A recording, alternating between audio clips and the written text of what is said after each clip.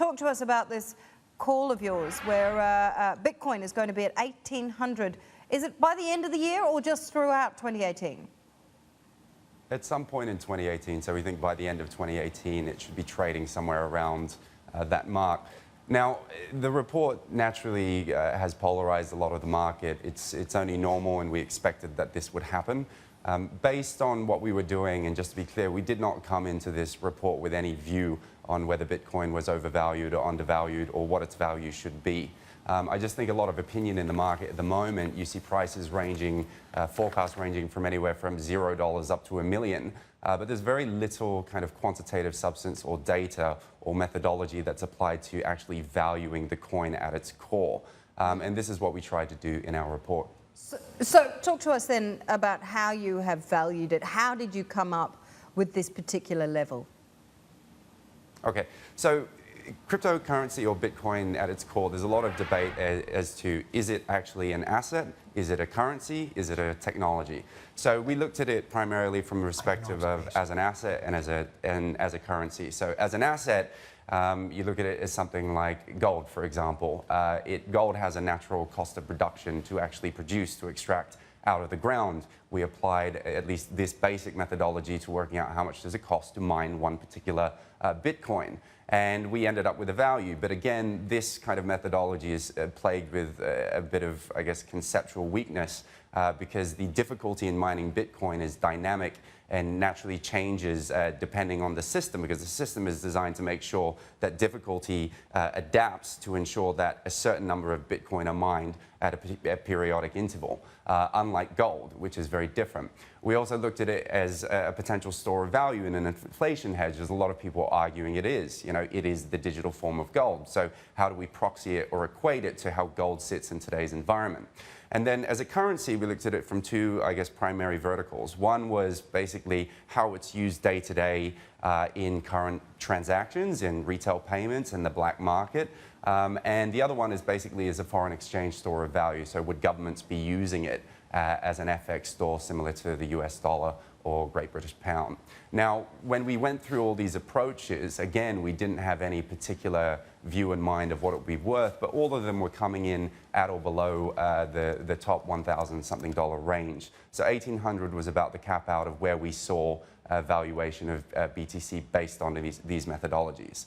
Now, before I finish up, I know that a lot of people said, you know, you cannot equate this to an asset or a currency. It's so unique. It is a technology. But what we wanted to do was draw an analogy, a very simple analogy with the internet and social media, right? So the underlying technology behind cryptocurrency is blockchain. We believe in that, just like we believe in the internet. But there are many derivations of the internet. It can do many different things, just as blockchain can. Crypto is one of those iterations, just as social media is. And when you look at the social media space, you basically see the first players that came to the game, something like MySpace, right?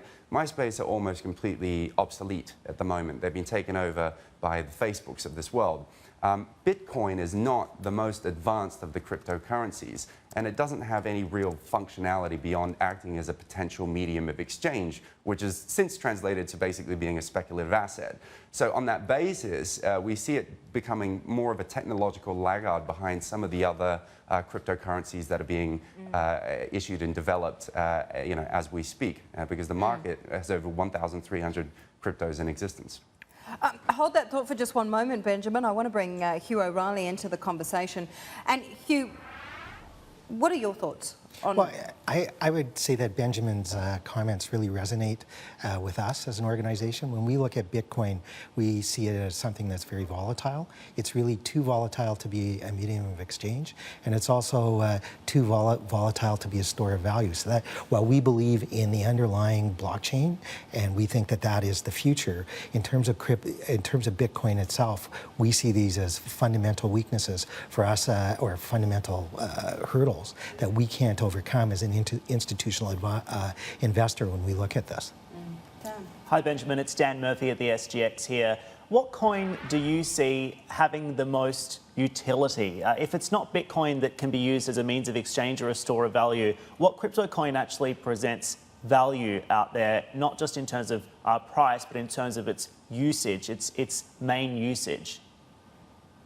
Yeah, I mean, there's so many different coins, and there's some that act as more of a platform. There's others that have kind of niche functionality. If you look at like something like Ethereum, the Ether coin is basically used to facilitate. You look at Ethereum, I treat it like the Facebook of the cryptocurrency world. So it acts as a platform on which ICOs occurs, on which smart contracts can basically occur.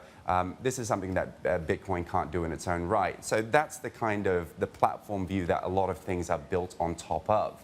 And then you also look at more niche currencies, something like a Monero. That has particular niche functionality, especially around privacy and anonymity, even more so than Bitcoin has at present. And that's why it's being much of a draw to the black market at present from what we're discussing with our clients and what we're discussing in the market. It's definitely a lure much more than BTC at present time.